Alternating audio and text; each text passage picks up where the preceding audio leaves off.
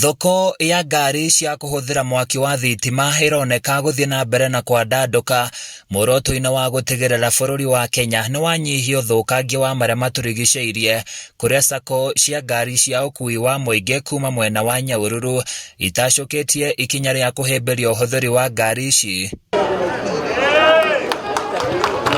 Hindi ya kuruguria ngari ici cia mbere mwena wa Nyahururu arugamireria kambuni iria irakinyaniria uthondeki wa ngari ici maugite mari na mubango wa kurekereria makiria ma bathi na matatu 1,000 guku bururi-ini guku sako ya 4NT ikiingira ikundi-ini 13 iria ihimbiirie uhuthiri wa ngari ici. Bururi nda utuika green nicio tutia tukirwo tuthie green na ithu turiko nicio tukenda gukorwo twi pioneers.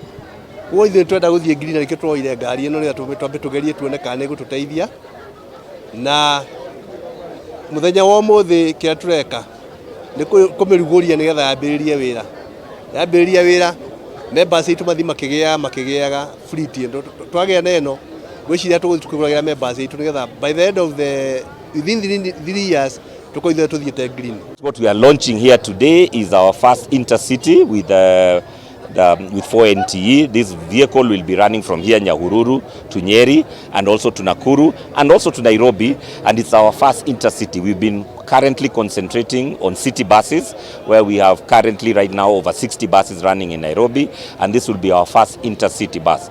So the project is a 6-month pilot whereby we want to be able to understand the market and be able to design the vehicle to be fit for purpose and to also make sure that it serves what the SACCO requires.